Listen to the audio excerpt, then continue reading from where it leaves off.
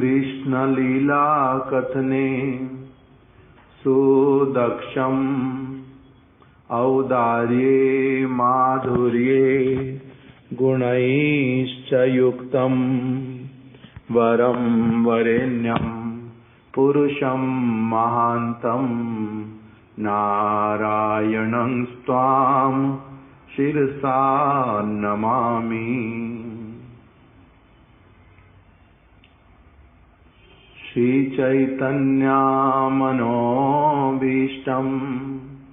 स्थापितं येन भूतले स्वयं रूपा कदा मह्यं ददाति स्वापदान्तिकम्।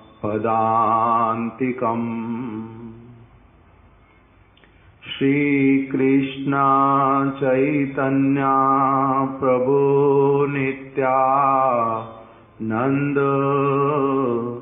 श्री अद्वैत गदाधर श्रीवासादि गौर भक्त वृंद।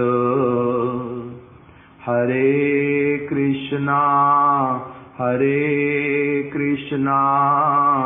कृष्णा कृष्णा हरे हरे, हरे राम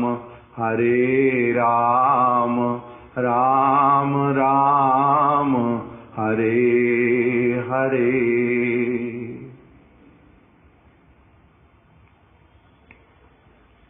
कल हम लोगों ने श्रवण करना प्रारंभ किया था श्रीला भक्ति विनोद ठाकुर जी के द्वारा रचित एक प्रबंध जिसका नाम है श्री गुरु भक्ति, और उसके साथ ही साथ में हम लोगों ने श्रीला त्रिविक्रम गोस्वामी महाराज जी के द्वारा रचित, उनके द्वारा कथित, उन्होंने तो कथा कही थी, बाद में फिर भक्तों ने उसको उनकी कथा को संग्रह करके उसको प्रकाशित कर दिया और उसको नाम दिया श्री गुरु पद आश्रय, श्री गुरु पदाश्रय। तो इसीलिए हम लोग ये दोनों प्रबंध एक साथ में मिला करके ही पढ़ रहे हैं। सबसे पहले तो श्रीला भक्ति विनोद ठाकुर जी की हमने कुछ उनके प्रबंध की पंक्तियां पढ़ी थी, जिसमें उन्होंने बतलाया सुविस्तृत संसार जाल में आबद्ध अंध जीवगण सुख की आशा में माया और मोह द्वारा मुग्ध होकर इधर उधर परिभ्रमण करते हैं। विद्या, बुद्धि, धन और मान आदि सभी में सुख को ढूंढते हैं, परंतु किसी भी प्रकार से अपने को सुखी नहीं कर पाते। इस प्रकार जीव के अनेक जन्म बीत जाते हैं। ये वाला यहाँ तक हमने श्रवण किया था, और इस बात को हम लोग पुनः पुनः श्रवण करते ही हैं। जीव, आत्मा, ये कौन है? ये भगवान के विभिन्न अंश हैं। तटस्थ शक्ति से इनका उत्पत्ति होते हुए दिखलाई देता है, और वहीं पर ही उस जीव के भीतर में ये स्वतंत्रता भगवान ने दिया कि वो अपनी स्वेच्छा से जिस भी वस्तु को करना चाहें, जिस भी ओर जाएं। इसको हमने सरल शब्दों में भी सुना था। तटस्थ जो है उसका नाम दूसरा क्या है? विरजा नदी, ये भी सुना था। तो वहीं पर ही एक और क्या है? चिद जगत, और दूसरी ओर क्या है? माइक जगत। उसी में ही जीवात्मा, जैसे उदाहरण दिया था जैव धर्म में, न कि हमने कहीं और से उस दिन पढ़ा था कि जीवात्मा जैसे जल के प्राणी वो एक और दूसरी ओर जहाँ इच्छा उसी प्रकार से जल में भ्रमण करते हुए जा सकते हैं। तो इसीलिए जीवात्मा जल में भ्रमण करते हुए उसके लिए आकर्षक जो उसको लगा वो क्या लगा, कृष्ण की ओर बहिर्मुख हुआ, मुख फेर लिया और इस ओर आ गया। इधर वाली बहुत सारी वस्तुएं उसको आकर्षक लगी कि इसमें तो मेरे को अपने आप से स्वतंत्रता पूर्वक मैं भोक्ता बन करके रह सकता हूँ। तो इस तरफ आ गया और फिर माया देवी ने उसको साथ ही साथ में क्या किया, स्वीकार कर लिया। अभी वही जाल जो है दो चार वस्तुओं को देख करके आया तो सही, किंतु फिर जैसे एक व्यक्ति कीचड़ में अगर वो गिर पड़े तो उसमें भले ही बीच बीच में उठने का प्रयास भी करे किंतु उसी में धंसता जाता है। कल हम लोगों ने उदाहरण सुने थे कि कोई व्यक्ति यदि स्मगलिंग के व्यापार में काम करने वाले लोगों के बीच में पड़ जाता है अथवा टेररिस्ट लोगों के चंगुल में फंस जाता है, तो फिर क्राइम वाली चीजों में फंस जाता है, तो उसमें से फिर आसानी से निकल नहीं पाता, उसमें धंसता ही जाता है। वो वन वे है ऑलमोस्ट सभी के लिए। उसके बीच में से निकलने का कभी अगर प्रयास भी करे तो उसको मार डाला जाता है। कोई कोई विरला व्यक्ति निकल करके आ पाता है, नहीं तो फंसता जाता है। तो इसी प्रकार से शिला भक्ति विनोद ठाकुर जी ने बताया कि इस संसार में जो सुविस्तृत है इसमें एक व्यक्ति अगर कभी आ गया किसी तरह से, इसमें वो आबद्ध हो जाता है, सब समय के लिए बंध जाता है, बहुत लंबे समय के लिए। और उसकी स्थिति कैसी होती है, उसको अब अपने अनुसार नहीं चलने दिया जाता, बहुत कुछ उसको अपने अनुसार नहीं करने दिया जाता, उसको केवल जिस तरह से चलाया जाएगा उसी तरह से उसको चलना होगा। तो इसीलिए उसको क्या प्रतीत होता है कि मैं कैसा हो गया हूँ अभी, उल्टा इस स्थिति में आकर के यहाँ पर उसको अपनी स्वतंत्रता रह जाती बहुत ही कम, और जो दूसरों के ऊपर निर्भरता और उनके अनुसार बलपूर्वक चलना वो हो जाता बहुत अधिक। ये अवस्था उल्टा अपनी वो क्या कर लेता है, थोड़ी सी स्वतंत्रता जो पहले बड़ी अच्छी वाली स्वतंत्रता मिली हुई थी उसी को भी उसने क्या कर लिया, अपनी भूल के कारण उस स्वतंत्रता का अब उसको 10%, 5% रह गया उसके पास अपना स्वतंत्रता, और बाकी सारी स्वतंत्रता उससे छीन गई। इसलिए कल ये भी बात हम लोगों ने की थी कि अभी वहां से अपने आप से निकल नहीं पाता, अपने अनुसार लोगों से मित्रता नहीं कर सकता, अपने अनुसार ही कोई भी बात करना शुरू कर देगा वो होएगा नहीं, अपने अनुसार कहीं भी घूमना फिरना ये सब नहीं कर सकता। तो उसी प्रकार से माया के चंगुल में फंस जाता है। पहले से ही इच्छा क्या की थी,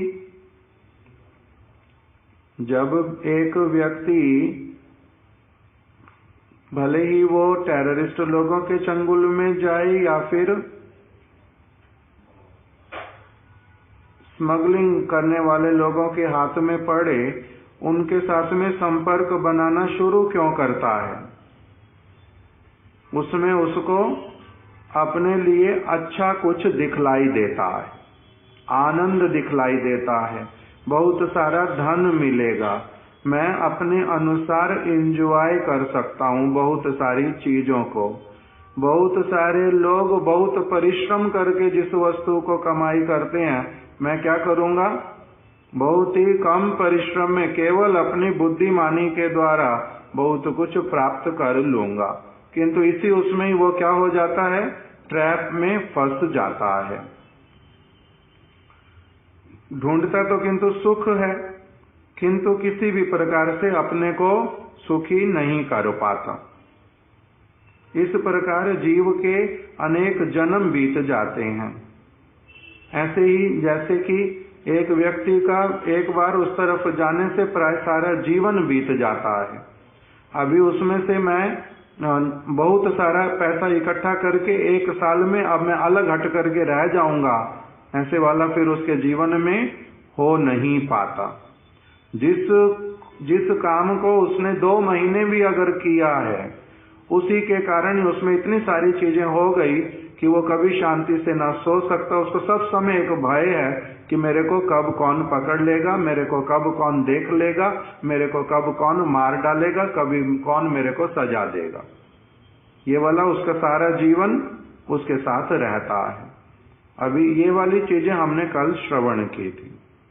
दूसरी तरह से शिला त्रिविक्रम गोस्वामी महाराज जी ने भी हम लोगों को सुनाया कि भागवत में पहले से ही, बहुत पहले से, भागवत में तो लिख के रखा जब से भी, उससे बहुत पहले से प्रबुद्ध मुनि जो हैं उन्होंने ये बात बोल दी कि इस संसार में एक व्यक्ति दूसरे किसी व्यक्ति के साथ मिल करके अथवा 2-4 लोग मिल करके जिस भी कार्य को प्रारंभ करते हैं अपने सुख के लिए, वो करते तो हैं किस लिए?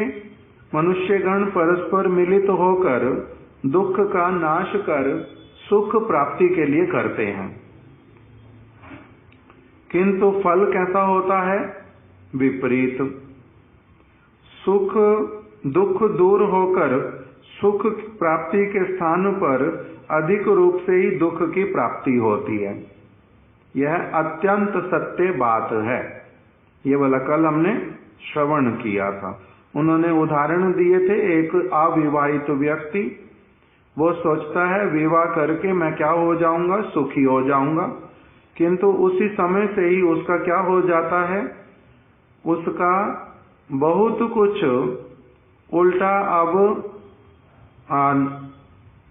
जो है वो उसके ऊपर बहुत सारी रिस्पॉन्सिबिलिटी आ गई। उसको दूसरे के लिए सारा कुछ करना पड़ेगा, उसके साथ एडजस्टमेंट भी करनी पड़ेगी, उसके लिए सोचना समझना भी पड़ेगा। और फिर उसके बाद में बताया कि उसने विवाह तो किया था किस लिए? सुख प्राप्ति के उद्देश्य से, किंतु हाय पूर्ण रूप से स्वस्थ और रूपवती जो पत्नी, वो विवाह के कुछ दिनों बाद ही बीमार पड़ गई और बीमारी से पीड़ित होकर के इतनी दुबली पतली हो गई, अब वो बिस्तर से उठ नहीं सकती। उल्टा उसको क्या करना पड़ेगा? अब सेवा करो, सब समय उसको देखो। अथवा कुछ समय में संसार पुत्र कन्याओं से परिपूर्ण हो जाएगा और अर्थ का अभाव होता है, अथवा कन्या का विवाह इत्यादि नहीं हो रहा, इसलिए वो दुख का कारण बन जाता है। और कभी कभी क्या होता है, पत्नी घर छोड़ करके चली गई तो ये क्या कहता है पति कि ओ मेरी नयन मणि, तेरे को देखने से इतना आनंद होता था, मेरी आंखों के सामने से तो ओझल हो जाए, मैं बड़ा परेशान होता था, अब किंतु क्या हो गया, तू तो मुझे सब समय के लिए छोड़कर ही चली गई। तो मेरे हृदय को तूने क्या किया? पूरी तरह से मेरे हृदय को तूने शेल के द्वारा मार करके मेरे को खून खून करके तो चली गई यहाँ से। कब तक मेरा ये रोग ठीक होएगा? मैं तेरे को कब भुला पाऊंगा? मेरा ये दुख, इसमें दुखी रहता है।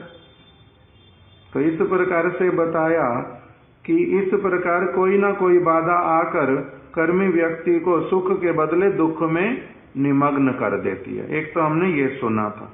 दूसरा कीर्तन वाला सुनाया था उन्होंने, लोचन दास ठाकुर द्वारा रचित, कि एक व्यक्ति ने फूल को ले लिया, सुगंधी लेगा, सुगंधी के लिए फूल तो ले लिया, किंतु देखता नहीं आंखों से कि उसमें कीट भी भरे पड़े हैं। कौन से वाला पुष्प लेना इसका विचार किया नहीं, और कीट वाला पुष्प ले लिया, और क्या हो गया, नाक में क्या चले गए, सारे कीट ही चले गए। सुगंध कहाँ गई, कीट ही चले गए उल्टा। दूसरा, गन्ना खाने जाना चाहता था, ऐसा वाला व्यक्ति आंखें बंद करके बांस को लेकर के उसको चूसना शुरू कर दिया, उसको मीठा कहाँ से मिलेगा। तीसरा सुना था, अपने गले में उसने क्या कर लिया, सांप को लेकर के हार की तरह पहन लिया, तो उससे मरेगा ना कि उसकी उल्टा शोभा बढ़ेगी, मरेगा। और शीतल समझ करके ऐसी वाली जगह के ऊपर चलना शुरू किया जिसमें पहले से क्या था, बहुत अधिक आग थी और भट्टी जल रही थी, उसके ऊपर चलना शुरू किया तो उसको तो ताप ही मिलेगा। फिर बताया था, संसार भजिली गौरांग भूलिली ना सुनीली साधुर कथा। साधु की बात को तुमने कभी सुना ही नहीं, तुम्हारे भाग्य में साधु की बात कभी आई नहीं, इसलिए तुम्हारा क्या हुआ, तुमने तो संसार का भजन करना शुरू कर दिया।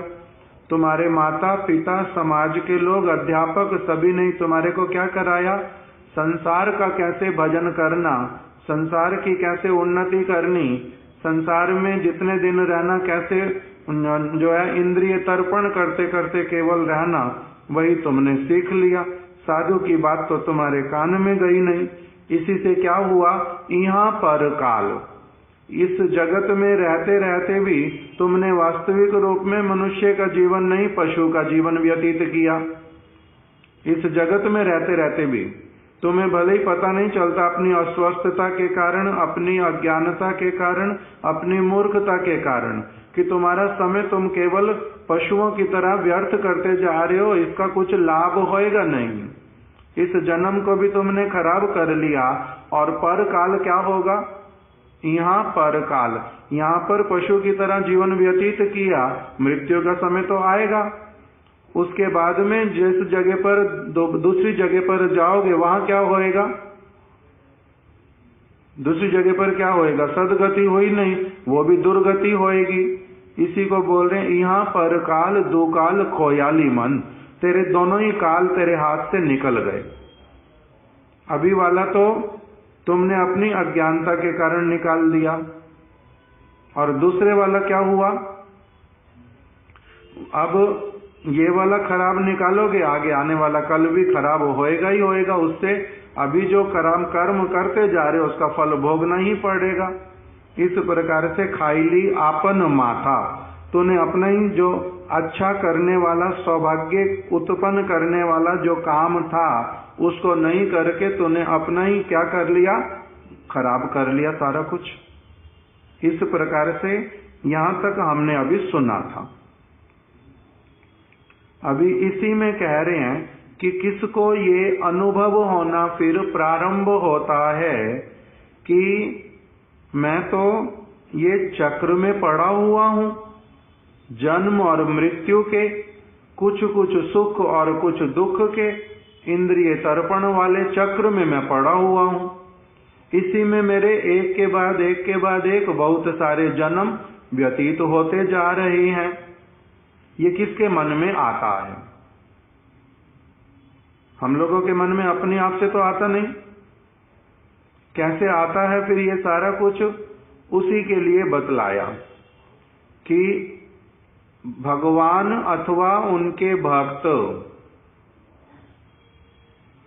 वो इस जगत में जीवों को दुख कष्ट भोगते देख करके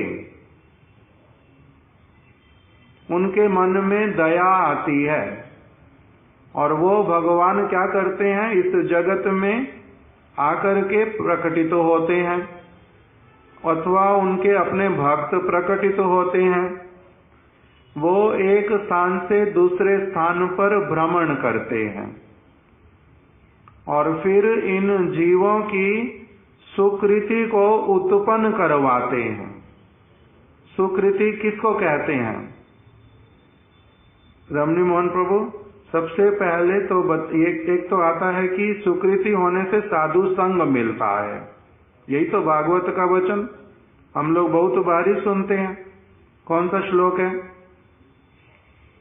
भक्तिस्तु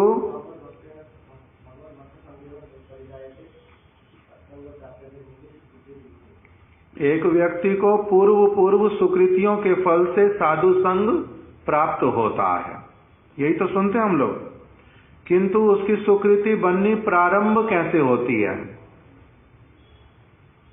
सबसे पहली सुकृति, फिर दूसरी, फिर तीसरी, फिर चौथी, ये पुंज उसके पास एकत्रित होता है। ये बनता कैसे है?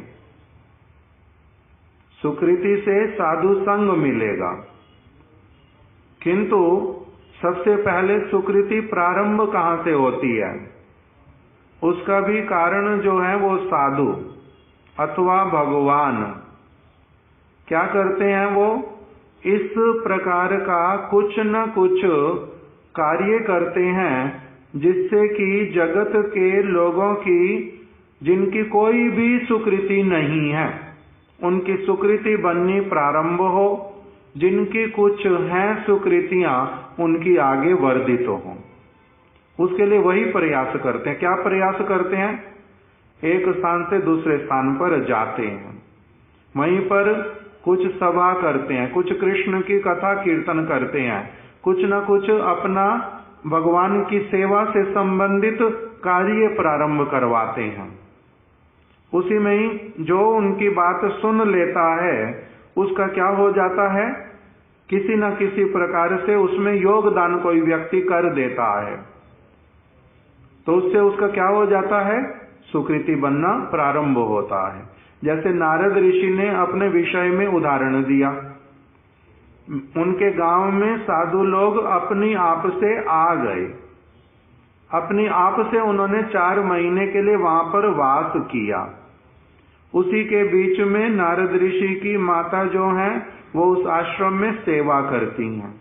छोटा सा बालक ये भी अपनी आप साथ में जाता है। इस बच्चे को देख करके वो लोग अपने लिए कुछ करवा लेते हैं, नहीं तो ये अपने स्वभाववश भी कुछ न कुछ कर देता है। तो उससे इनका क्या हुआ? सुकृति प्रारंभ हुआ। इस प्रकार से सुकृति जीवन में क्या होती है? प्रारंभ होती है। इसी बात को श्रील भक्ति विनोद ठाकुर जी ने आगे कहा कि इस प्रकार जीव के अनेक जन्म बीत जाते हैं और बहुत जन्मों में अर्जित सुकृतियों के फल स्वरूप बहुत जन्म उसके बीत गए, तब उसके जीवन में कुछ कुछ साधुओं ने, कभी किसी ने भगवत प्रेरणा से उसकी क्या करा दी? सुकृति उत्पन्न करवा दी। उसके फल स्वरूप जब जीव के हृदय में भगवद विषयनी श्रद्धा का संचार होता है, तभी उसे सुख प्राप्ति का आभास होता है। सुख का आभास मिलना कब प्रारंभ होता है? जब उसकी भगवद विषयनी, उसमें उसके हृदय में भगवद विषयनी श्रद्धा का संचार हुआ। भगवद विषयनी श्रद्धा भी कहां से आती है? साधु ही उसको शास्त्र की बातें श्रवण कराते हैं। साधु के मुख से, अथवा साधु बनने का इच्छा जिस व्यक्ति का है उसके मुख से, उसने जो कुछ सुना पहले। जैसे अब हम लोग अभी साधु तो बने नहीं, साधु वाले गुण मेरे में तो नहीं है। बहुत प्रकार के जो वास्तविक रूप में जिनको साधु कहते हैं, उनका स्तर जितना उच्च, हम लोगों का उसके सामने बहुत निम्न। किंतु हम लोगों ने कुछ न कुछ प्रारंभ किया है, कहीं न कहीं से कुछ प्रारंभ हो गया है। तो इसी कारण से हम लोगों ने भी जो कुछ सुना है अथवा पढ़ा है, उसी को बैठ करके किसी न किसी के साथ में वार्तालाप कर लेते हैं। तो अभी इसी प्रकार से साधु के मुख से, अथवा साधु बनने की अभिलाषा करने वाले, अथवा कभी कभी अभी कोई व्यक्ति साधु बनने के मार्ग पे भी नहीं है, किंतु दो चार बातें उसने ही अच्छी भगवान वाली कहीं से सुनी थी, वही बता दी। उसी के माध्यम से एक व्यक्ति का क्या हो जाता है, इस मार्ग की ओर चलना थोड़ा सा प्रारंभ होता है, और फिर चलते चलते श्रद्धा जाकर के कब बनती है पता नहीं है। श्रद्धा की जो व्याख्या की वो तो बड़ी वाली की है। ऐसे तो श्रद्धा का अर्थ क्या किया?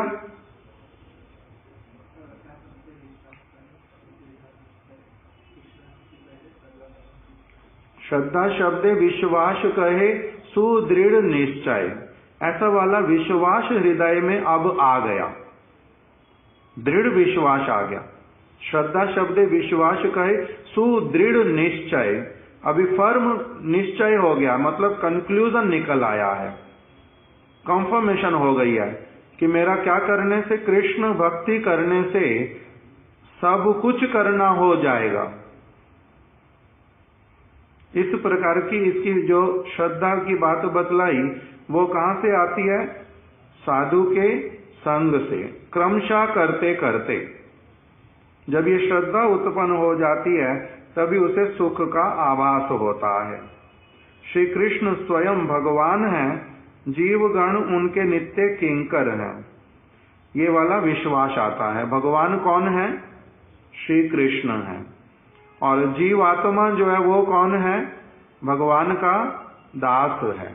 ये वाला विश्वास मन में आ जाता, श्रद्धा उत्पन्न हो जाती इस बात के प्रति। श्री कृष्ण के प्रति भक्ति करने से जीव का समस्त क्लेश दूर होकर उसे कृष्ण दास से प्राप्त होता है। अगर मैं कृष्ण के प्रति भक्ति करूंगा तो मेरा क्या होगा?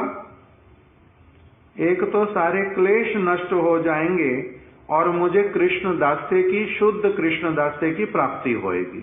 क्लेश किसको कहते हैं? क्लेश की क्या व्याख्या है? ऐसे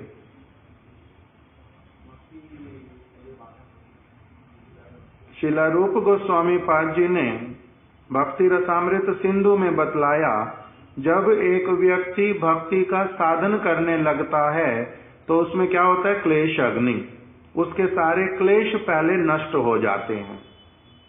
क्लेश नष्ट होने का अर्थ बताया वहां पर, उसका पाप बीज और अविद्या, ये तीनों पूरी तरह से नष्ट हो जाते हैं साधन करते करते। इसको कहा क्लेश अग्नि। क्लेश का चले जाना मतलब क्या हुआ?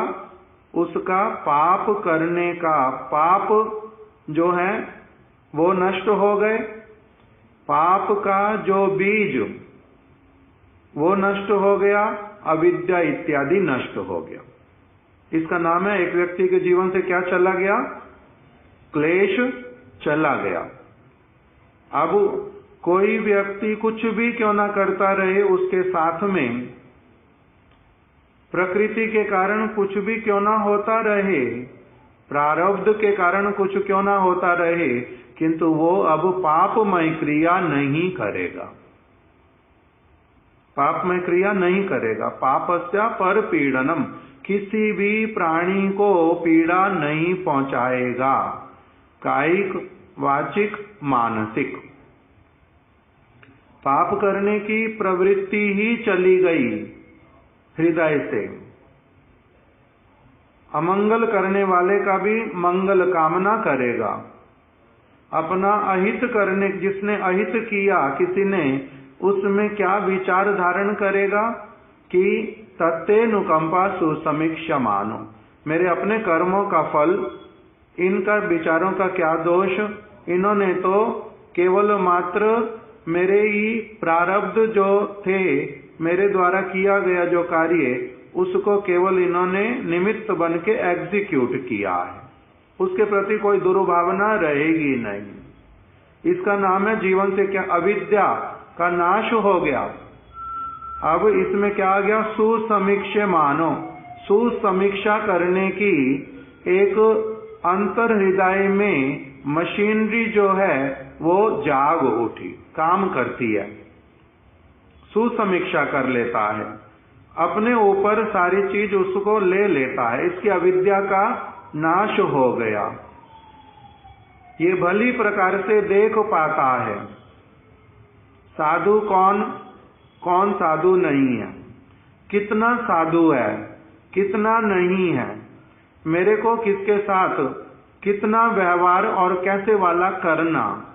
किंतु किसी के प्रति भी इसका अनादर वाला भावना, हिंसा वाला भावना, पाप करने वाला, किसी को कष्ट देने वाला, किसी के पीछे पड़ने वाला, वो सब नहीं रह जाता। ये किसमें निमग्न रहता है? शुभदा। हर वस्तु में क्या देख लेता है? शुभ के दर्शन करता है और भगवद अनुशीलन आत्मा के नित्य धर्म की ओर ही पूरा नियुक्त रहता है। जब इस प्रकार की स्थिति आ जाती है, इसी को कहते हैं इसका अविशुद्ध साधन हो रहा है। इसका क्या हो गया? क्लेश अग्नि एक तरफ, दूसरी तरफ क्या हो रहा है? साथ ही साथ शुभदा, अच्छा हो रहा है। जैव धर्म में बतलाया,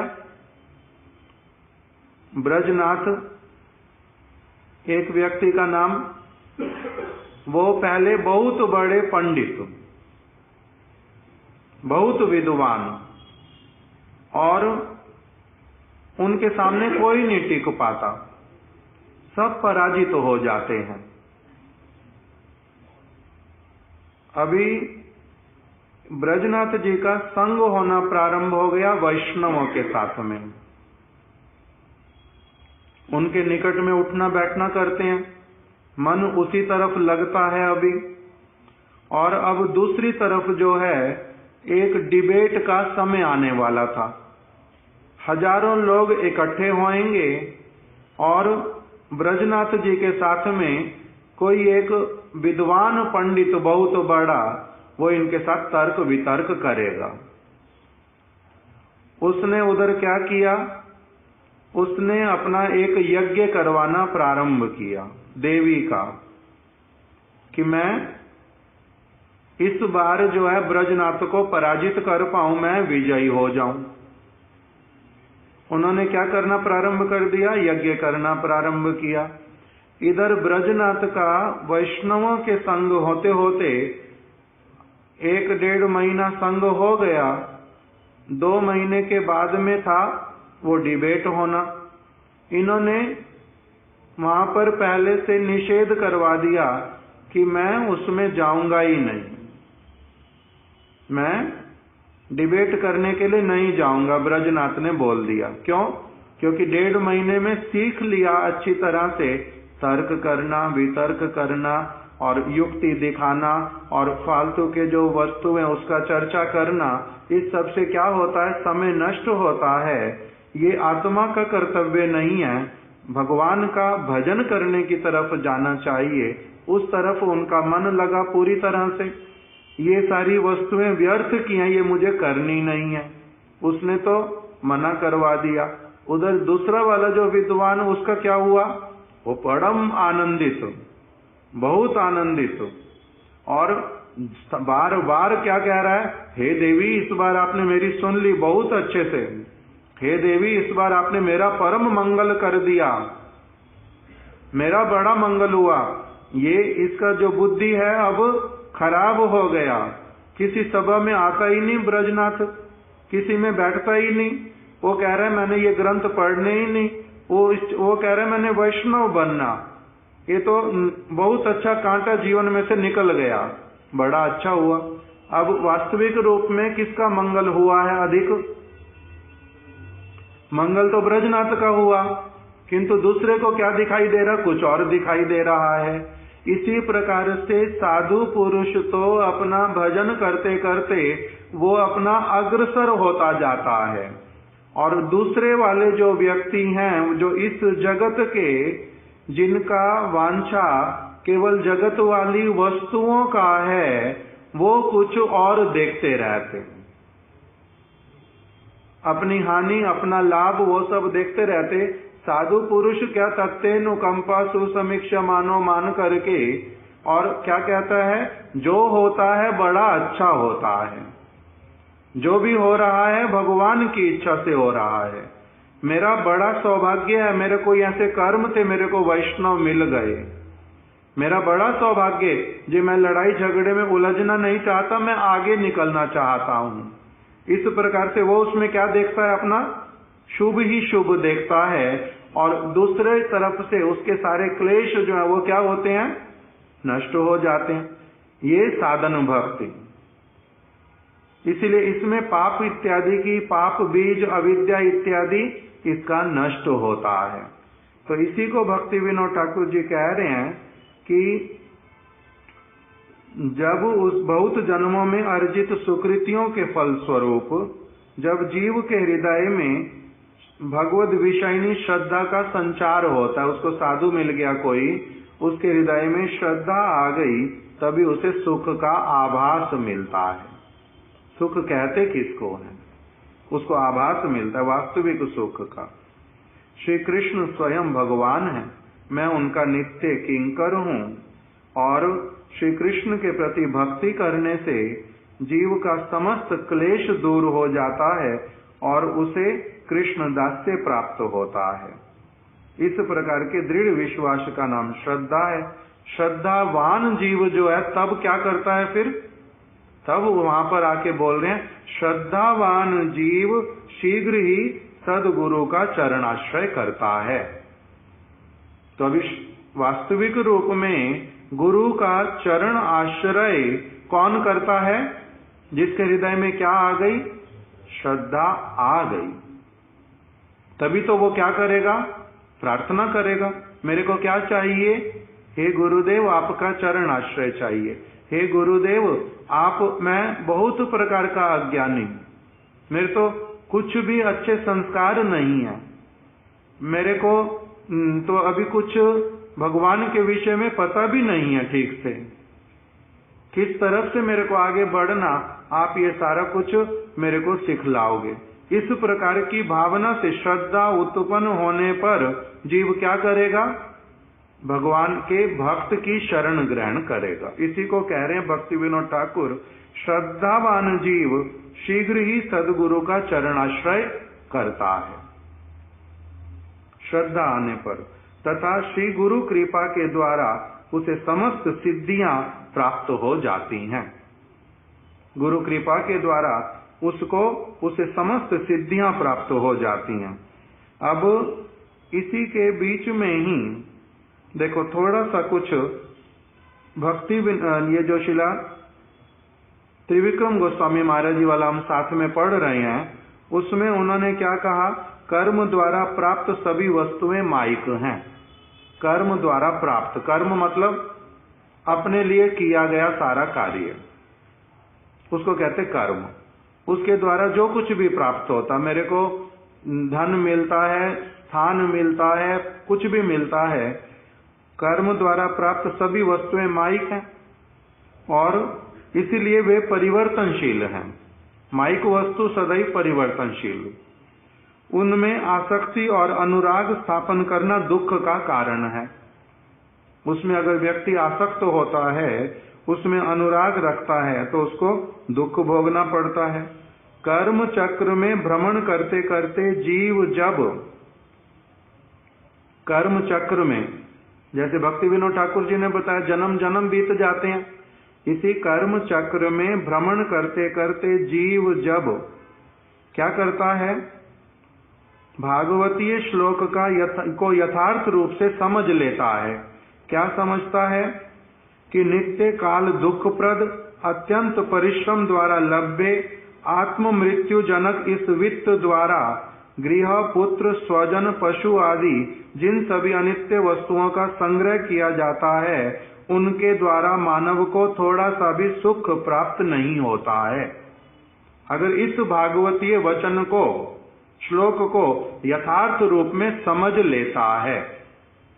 कल एक श्लोक बताया था, कौन सा, कर्मण्य आरभमाणा नाम, दो मनुष्य एक साथ मिलके कुछ कर्म करना प्रारंभ करते हैं, सुख के लिए करते हैं, फल विपरीत आता है।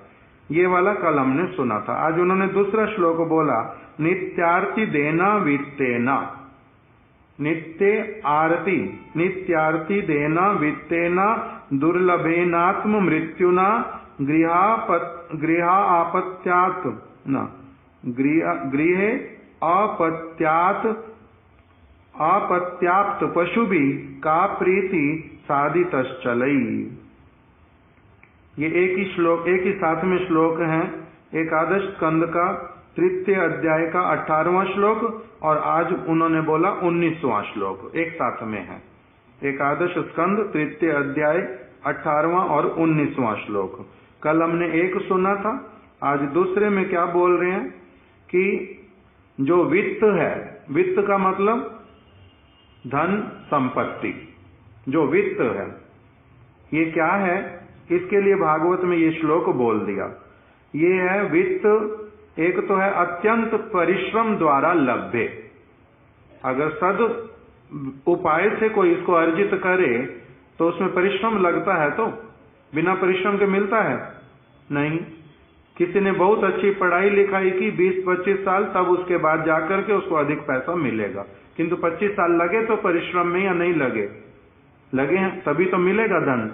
और अब 25 साल विद्या अध्ययन करने के बाद में भी अभी फिर जब काम करना पड़ेगा तब भी तो अच्छे से काम पंचुअली और सिंसियरली करना पड़ेगा, तभी तो वित्त हाथ में आएगा।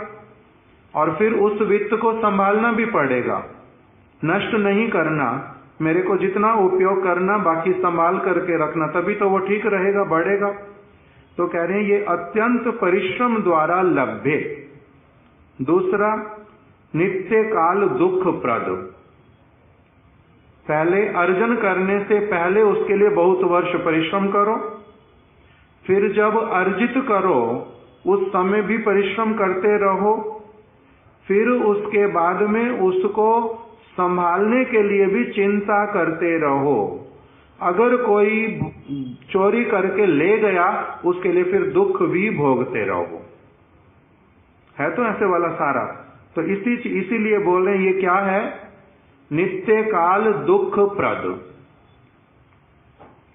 इसको नाम दे दिया। नित्यार्ती दत्त ना, क्या था, नित्य आरती देना, नित्य आरती को देने वाला, नित्य कष्ट को, नित्य दुख को देने वाला। आरती मतलब दुख, आर्त बोलते हैं ना, आर्त अर्थार्थी जिज्ञासु ज्ञानी चा भरतर्षभा।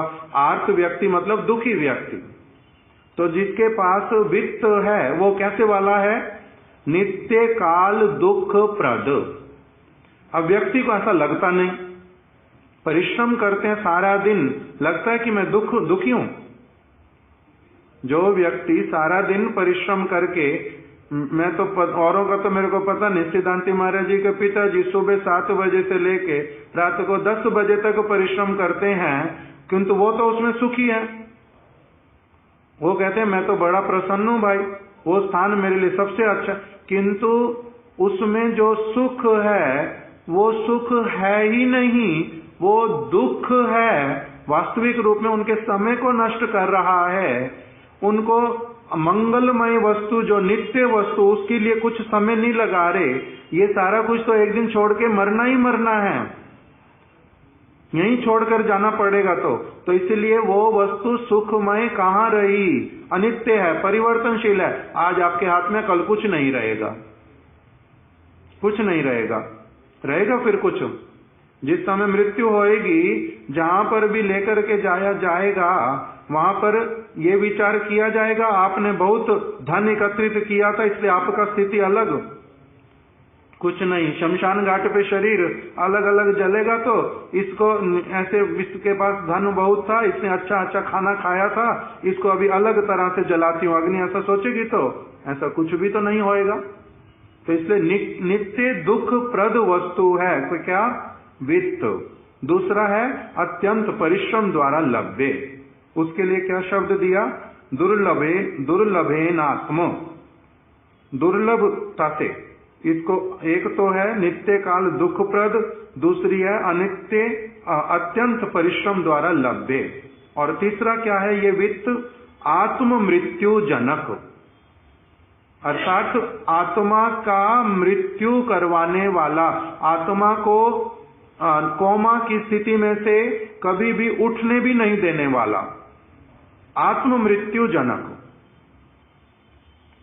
आत्मा के लिए कब सोचेगा व्यक्ति? इसके लिए सोचता रहेगा, इसी को ही कमाना कैसे, इसी को इकट्ठा कैसे करना, इसी को बचाना कैसे, इसको किसको देना, इसको कोई ले गया मैं कैसे, हाय हाय मेरा क्या हो गया।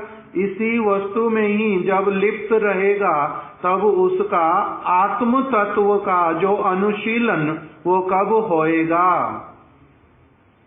25 वर्ष पढ़ाई लिखाई में दे दिया, उसके बाद में धन उपार्जन करने के लिए सारा समय दे दिया, उसी के साथ में जो धन उपार्जित भी किया, उसके साथ जो वस्तुएं संग्रह कर ली, वो सारी भी अनित्य, चाहे वो घर हो, चाहे दुकान हो, चाहे दूसरे प्राणी हो, उनको आपने इंद्रिय तर्पण किया या कराया, वो सारा का सारा किस वस्तु के अंतर गणित होगा? अनित्य वस्तु में। वो तो नित्य नहीं है, केवल शरीर का धर्म आपने पालन किया, इसलिए क्या हो गया? वो आत्म मृत्यु जनक। तो इसलिए कह रहे हैं कि नित्य काल दुखप्रद, अत्यंत परिश्रम द्वारा लभ्य आत्म मृत्यु जनक।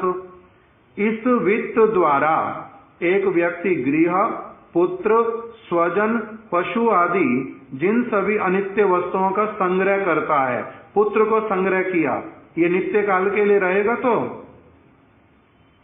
पुत्र नित्य काल के लिए रहेगा? वो नित्य काल बोलेगा आप मेरे पिता, और आप उसको नित्य काल बोल पाओगे ये मेरा पुत्र? वो तो आत्मा है, शरीर उसका वो कभी भी छूटता रहेगा, जिसको आप कह रहे हो पुत्र या पिता, वो छूट जाएगा, अलग हो जाएगा, ना वो आपको जानेगा ना आप उसको जानोगे। वो किस लोक में और आप किस लोक में, आप कौन सी योनि में, वो कौन सी योनि में, कुछ पता भी नहीं चलेगा।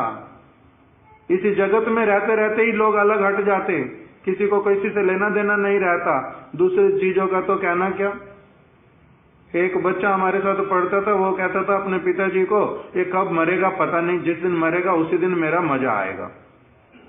किस लिए? क्योंकि सारा मेरे पैसा आएगा, अपने हिसाब से करूंगा जो करना है। तो ये तो जगत का बता रहे हैं यहाँ पर पूरा, कि उस वित्त के द्वारा, जो वित्त तीन उसके विशेषण दिए। पहला क्या विशेषण दिया? नित्य काल दुख प्रद। दूसरा अत्यंत परिश्रम द्वारा लभ्य, और तीसरा आत्म मृत्यु जनक। इस वित्त के द्वारा जो व्यक्ति इस जगत की घर को हो, पुत्र को हो, स्वजन, जिनको भी स्वजन कहोगे वो सारे कब के स्वजन हैं?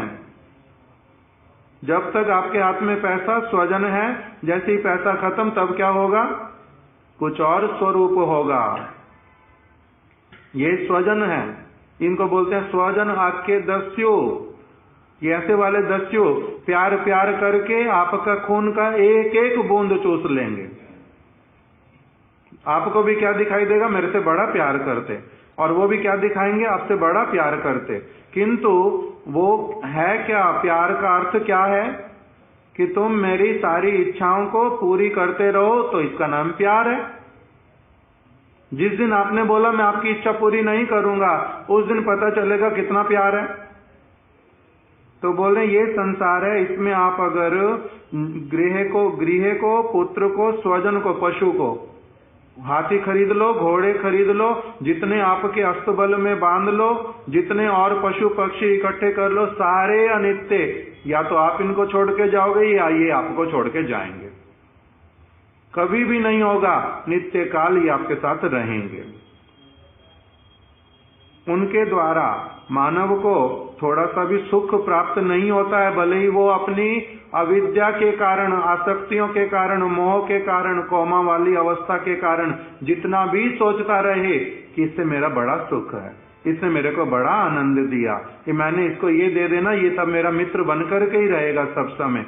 जितना कुछ भी समय देते रहो, बुद्धि देते रहो, मन देते रहो, एनर्जी देते रहो, जो कुछ करना करते रहो, उसका अंतिम जो फल है वो क्या है? और वास्तविक सत्य फल जो है वो क्या है? कि वो इसमें से कोई भी वस्तु कभी किसी को सुख नहीं देती, उल्टा उसको आगे के समय के लिए भी नरक में अलग अलग प्रकार के इंप्रेशंस में अलग अलग योनियों में ही उसको धकेलती है और उसको सब समय दुखी होने के लिए केवल भेज देती है, कुछ नहीं और किया जा सकता। तो कह रहे हैं इस भागवतीय श्लोक को यथार्थ रूप से जो समझ लेता है, कौन कह रहे हैं? श्रील त्रिविक्रम गोस्वामी महाराज। 2 श्लोक उन्होंने बोले और 1 कीर्तन, भागवत के 2 श्लोक और 1 लोचन दास ठाकुर जी का कीर्तन।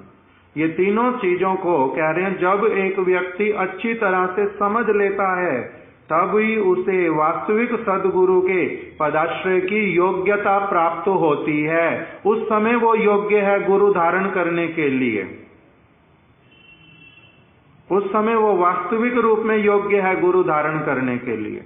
तब उसको उस समय गुरु का क्या महात्म्य, गुरु की क्या महिमा, गुरु से मुझे क्या मिलेगा, गुरु कितनी बड़ी वस्तु है, वो मेरे जीवन में क्या परिवर्तन ला सकते हैं, ये सारा कुछ उस समय उसको समझने का योग्यता आएगा।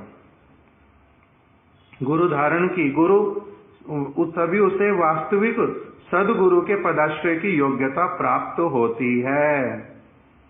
अब ये हमारी योग्यता हुई है, हम लोगों की हमारे अनुसार हरि नाम भी हो गया है, दीक्षा भी हो गई है, हम लोग ने लाल कपड़े भी ले लिए हैं और हम आश्रम में भी आ गए हैं। अथवा किसी व्यक्ति ने हरि नाम ले लिया, दीक्षा ले लिया, गुरु पदाश्रय किया है, भले ही गृहस्थ में भी रह रहे हैं, कितने कितने वर्ष हो जाते, किंतु तब भी क्या हम इस स्थिति तक वास्तविक रूप में फर्म कन्विक्शन के साथ में पहुंच पाते हैं कि ये सारा कुछ जो है क्या है? अनित्य है। मेरे को गुरु पदाश्रय करना है, किस लिए? अब वो मेरे को बतलाएं कि नित्य वस्तु क्या है, नित्य वित्त क्या है, नित्य स्वजन कौन है, नित्य बांधव किसको कहते हैं, सदगति कैसे होएगी, मैं अपने समय का सद उपयोग कैसे करूं, कौन सी चीजों को छोड़ूं, कौन सी चीजों को पकड़ करके रखूं।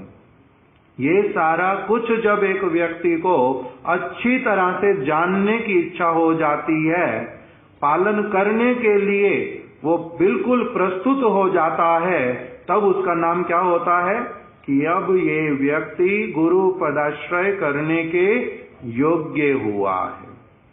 अब ये योग्य है गुरु पदाश्रय करने के, तभी वह क्या करता है? एवं लोकम परम विद्यानश्वरम कर्म निर्मितम। इस वाक्य का तात्पर्य समझ करके वो अब क्या कहता है? तस्मात् गुरुम प्रपद्येता जिज्ञासु श्रेया उत्तमम शाब्दे परे च निष्णातम ब्रह्मण्या उपशमाश्रयम। उस समय वो क्या समझता है? एवं लोकम, ये वाला श्लोक आता रमणी मोहन प्रभु को, इसमें अर्थ नहीं दिया हुआ, मेरे को सहायता करना संस्कृत का अर्थ करने में, हिंदी। एवं लोकम परम विद्या अनश्वरम कर्म निर्मितम, इसमें कुछ कंफ्यूजन होता है, नश्वरम होगा। एवं लोकम, इस लोक में जो है विद्या अनश्वरम कर्म निर्मितम, इस जगत की विषय में जो भी विद्या प्राप्त की जाती है, उसके द्वारा जो कुछ सीखा जाता है या प्राप्त किया जाता है, वो सब नश्वर है। मेरे को इससे परे की चीज जो है वो अब जानने की, सीखने की इच्छा है। नश्वर वस्तु को अलग हटा करके जो अविनश्वर है, जिसका कभी नाश नहीं होता, उस वस्तु के विषय में अब मेरे को क्या करना है? जानने की कामना है, अभिलाषा है। तब इस भावना से वो क्या करता है? तब फिर तीसरा भागवतीय निर्देश, ये भी भागवत का निर्देश, क्या करो? निर्देश प्राप्त करने के लिए वो सक्षम होता है। उसमें क्या बताया कि शब्द ब्रह्म और पर ब्रह्म में निष्णात, माइक आसक्ति से रहित गुरुदेव के चरण कमलों में शाश्वत कल्याण को जानने के लिए शरण लेता है।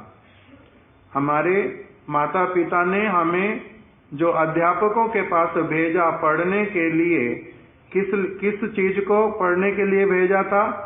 शाश्वत कल्याण को के लिए। वो जानते ही नहीं स्वयं बेचारे कि इससे इनका शाश्वत कल्याण नहीं होगा। इनका जो कल्याण होगा पढ़ाई लिखाई करके, थोड़ा सा बुद्धिमान बन के, थोड़ा सा पैसा कमाई करने वाला बन के, ये क्या बनेंगे? इनका कल्याण कौन से वाला होएगा? तात्कालिक, थोड़े समय वाला थोड़ा सा कल्याण, जो कि केवल उनको समझ आ रहा है, बच्चे को भी समझ आ रहा है, बस।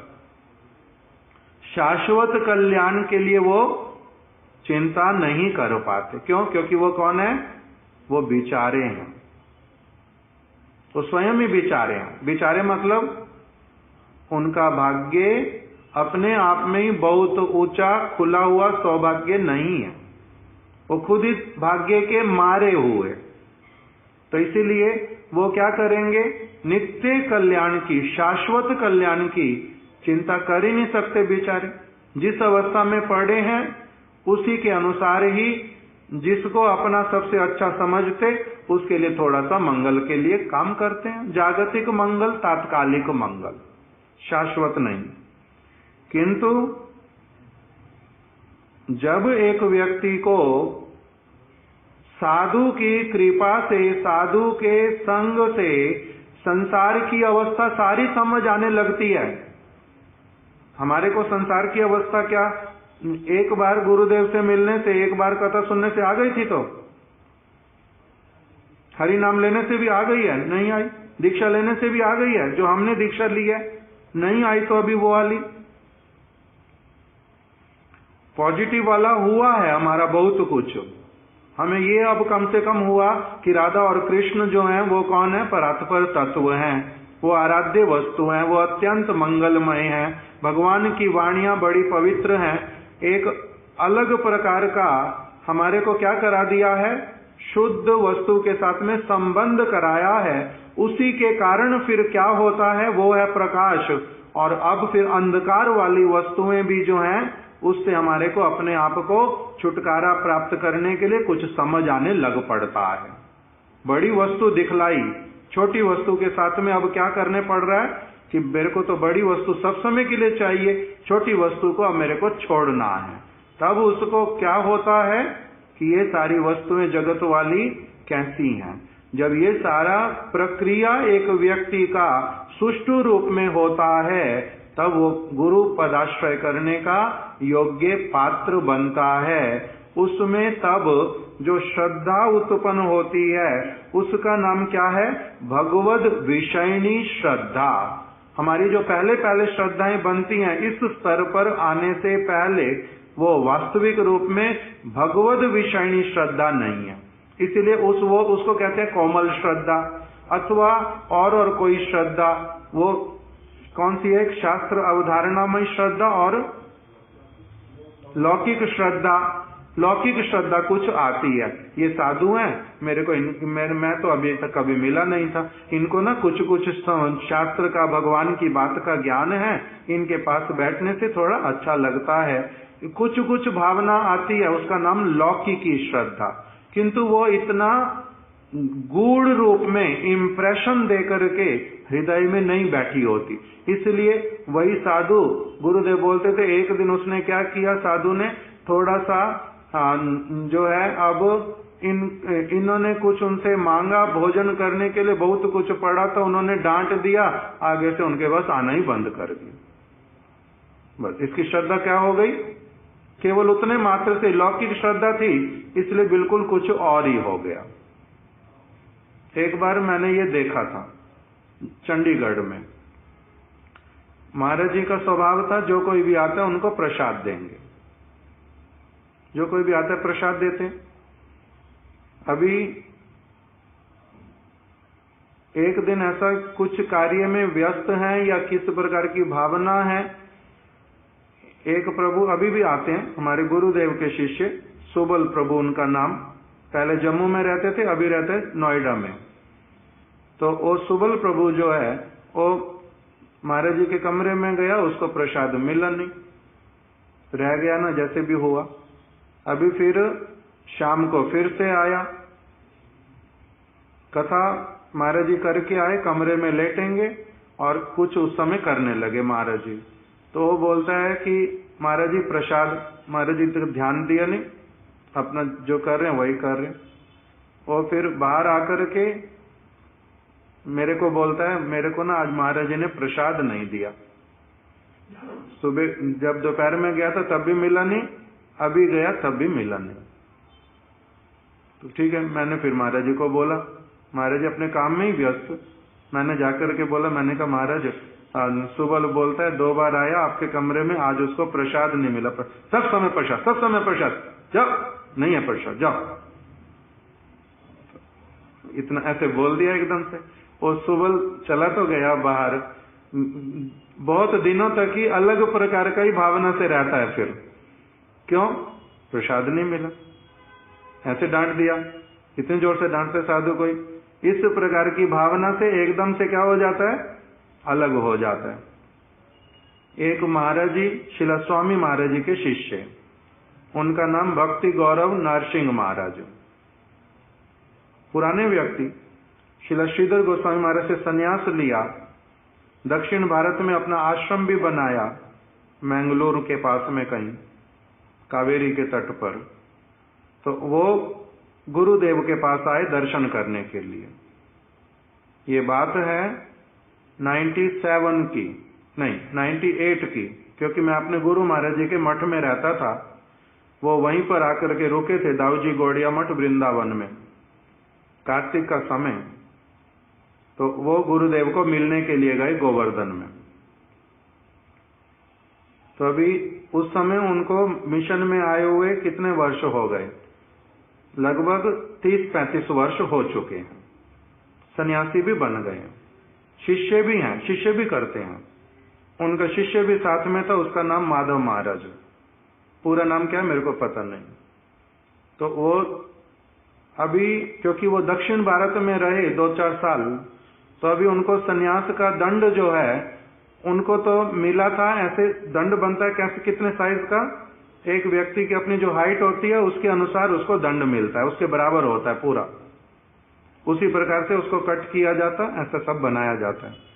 किंतु उन्होंने क्या किया, अपना वो वाला दंड जो मिला था उसको तो रख दिया कहीं पर भी, और उसके आधे साइज का बना करके अपना साथ में लेके चलते थे। छोटा छोटा हो गया, उठाने में आसानी है, तो उन्होंने छोटा सन्यास का दंड ले लिया। अभी जब गुरुदेव के पास पहुंचे, वही दंड लेकर के हाथ में गए थे, वो भी उन छोटा दंड लेके, उनके शिष्य भी छोटा दंड लेकर के। तो गुरुदेव ने बोला, ये कहां से लिया, ये किसका है?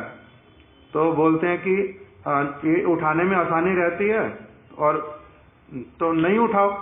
तो बोलते हैं नहीं, इसको उठाने से दक्षिण भारत में लोग सम्मान करते हैं बहुत, कि ये सन्यास का दंड लेके चल रहे, नहीं तो पता कैसे चले सन्यासी हैं।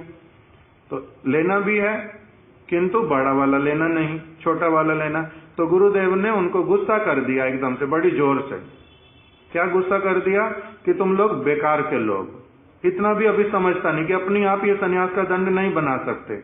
जितना आकार में बना करके दिया उसके पीछे कारण है। किसी चीज को नहीं जान करके तुम्हारा जो इच्छा बस उसी तरह से तुमने सन्यास दंड ले लेना। वो बोल तो दिया गुरुदेव ने, वो सुन करके प्रणाम करके चले भी गए। अब मैं हूँ, सिद्धांति महाराज है और लोग हैं, उनके सामने गुरुदेव के लिए क्या क्या क्या क्या नहीं बोला, वो बोलने की भी बात नहीं, बहुत कुछ ही बोला।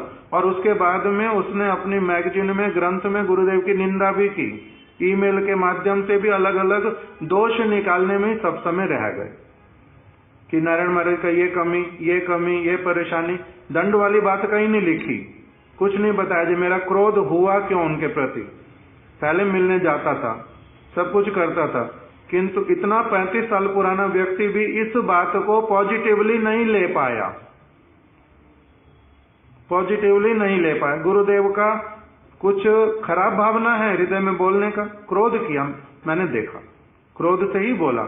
और वो क्रोध ऐसे वाला ही जैसे कि पिता अपने पुत्र के प्रति करता है, गुरु अपने शिष्य के प्रति करता है, अच्छा मित्र अच्छे मित्र के प्रति करता है। उस क्रोध के भीतर में उनकी जो इस व्यक्ति के प्रति अच्छी भावना, अच्छी शिक्षा देने का सद हृदय, उसको ये पकड़ नहीं पाता। इसलिए क्या कर दिया, सब समय के लिए उनसे कनेक्शन तोड़ लिया, उल्टा उनके नेगेटिव सारी चीजें बोलने लगा। दंड वही सब समय लेकर के ही रखा, बड़ा दंड नहीं लिया। क्यों बोलना शुरू किया था मैं भूल गया।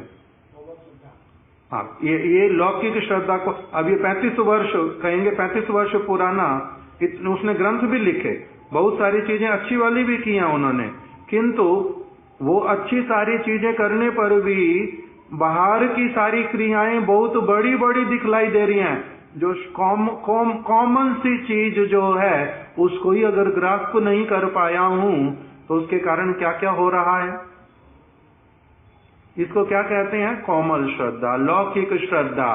इसलिए पारमार्थिक श्रद्धा आना, दृढ़ श्रद्धा आना गुरु के प्रति, साधु के प्रति, भगवान के प्रति, उन वचनों के भीतर में मेरा शाश्वत मंगल है, या फिर वो ईर्ष्या द्वेष से बोल रहे हैं, मेरे को नीचा दिखाने के लिए बोल रहे हैं, ये सारा कुछ अज्ञानता जब मेरी चली जाएगी तब तो मुझे समझ आएगा सारा कुछ, नहीं तो कहां से समझ आएगा, समझ आता नहीं।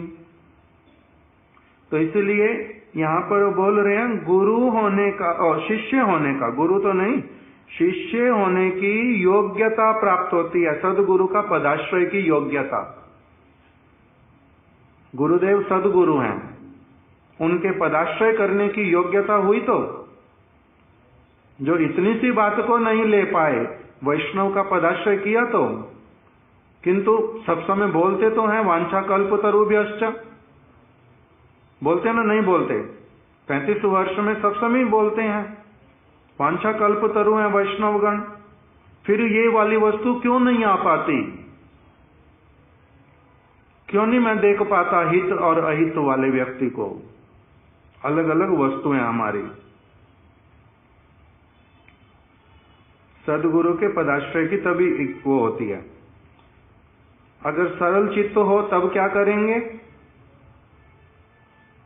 सरल चित्त अगर हो तब क्या करेंगे, अपनी सारी चीजें बताएंगे, इंक्वायरी करेंगे, तद विद्धि प्रणिपाते न परिप्रश्ने न सेवया, उस पद्धति को अपना करके ठीक वस्तु सिद्धांत उसमें से पकड़ करके उसी के अनुसार चलेंगे। उल्टा अच्छा ही कहेंगे ना कि मेरी भूल को इन्होंने क्या किया, मैंने तो अपनी इच्छा से अपनी सुविधा से ये सोच लिया था, इसमें कोई परेशानी नहीं, छोटा दंड बनाते हैं उसमें क्या है, किंतु इन्होंने क्या कर दिया, मेरे को मेरी भूल बता दी, मेरा सिद्धांत ठीक कर दिया, आगे से मैं कभी भूल नहीं करूंगा और मेरे कारण मेरे जो शिष्य इत्यादि इनका भी भूल नहीं होएगा। यही तो विचार अच्छा वाला होता, किंतु वो पदाश्रय नहीं होने से क्या हो जाता है, बिल्कुल अलग दिशा में हम चल पड़ते हैं, हमें पता भी नहीं चलता। फिर उसको भी हम क्या सोचते हैं, हम कोई दोष करके, कोई अपराध करके, अपना अमंगल करके भी हम क्या सोचते हैं, हम ही उल्टा शुद्ध भक्ति के मार्ग पर, उनकी निंदा भी करके, लिख करके भी लोगों के बीच में देने पर भी हम क्या सोचने लग पड़ते हैं, ये मैं भक्तिमय क्रिया ही कर रहा हूं। तब भी हमारा ये माया की ऐसी ऐसी परतें हैं। तो इसलिए बोल रहे हैं कि जो दृढ़ विश्वास जब उत्पन्न हो जाता है तब श्रद्धावान जीव शीघ्र ही सदगुरु का चरणाश्रय करता है, उस समय शीघ्र करता है सदगुरु का चरणाश्रय, तथा श्री गुरु कृपा के बल से द्वारा उसे समस्त सिद्धियां प्राप्त हो जाती हैं। अब ये दोनों हम एक साथ में चल रहे हैं चीजों को लेकर के, दोनों आर्टिकल, इसीलिए अब ये क्या परम शिला भक्ति विनोद ठाकुर कह रहे हैं आगे, असीम कृपामय वैष्णवगण। वैष्णव वास्तविक रूप में कैसे होते हैं, असीम कृपामय। वैष्णवगण इस जगत में जीवों के परम बंधु हैं। जो वैष्णवगण है वो असीम कृपामय हैं और जगत के जीवों के परम बंधु हैं। जीवों को कृष्ण विमुख जानकर वे उनके निकट निरंतर भक्ति तत्व का प्रचार करते हैं। गुरुदेव ने जो बात उनको बोली वो भक्ति तत्व की थी ना, नहीं थी, दंड वाली छोटा दंड नहीं लेना, अपने अनुसार नहीं बनाना, इसमें स्वतंत्रता नहीं करते, इसमें सुविधा असुविधा अलग प्रकार की देखते हैं। ये जो सारा कुछ बोला ये सब ये क्या है कि उनको इस विषय में जानकारी नहीं है, इसलिए उन्होंने ऐसा कर लिया। किंतु इतना पुराने हो गए तब भी ऐसा कर रहे हैं, इसलिए थोड़ा क्रोध के कारण भी बोल दिया। किंतु वास्तविक रूप में उनके निकट क्या किया, भक्ति तत्व की बात ही बतलाई। तो कह रहे हैं जब जीवगण भक्ति तत्व में श्रद्धावान होकर वैष्णव चरणाश्रय करते हैं। अब पहले एक नए व्यक्ति को जो वैष्णव गण है वो क्या वैष्णव प्रचार कर रहे हैं ना। जैसे गुरुदेव दिल्ली में आए, मथुरा से दिल्ली में आ गए, दिल्ली में सभा हुई, उसमें बहुत सारे लोगों ने कथा सुनी, कोई कोई नया उनके संपर्क में आया, कभी 2 बार मिला, 4 बार मिला, 10 बार मिला, तब तक गुरुदेव उनके लिए कौन है, गुरुदेव उनके लिए कौन है, साधु है, वैष्णव है, अभी उनके गुरु नहीं है। किंतु वही व्यक्ति जिनसे वो पहले क्या करते रहे, शास्त्र की वाणियां सुनते रहे, उनके विचारों को ग्रहण किया, भगवान के विषय में कुछ जानकारी हुई।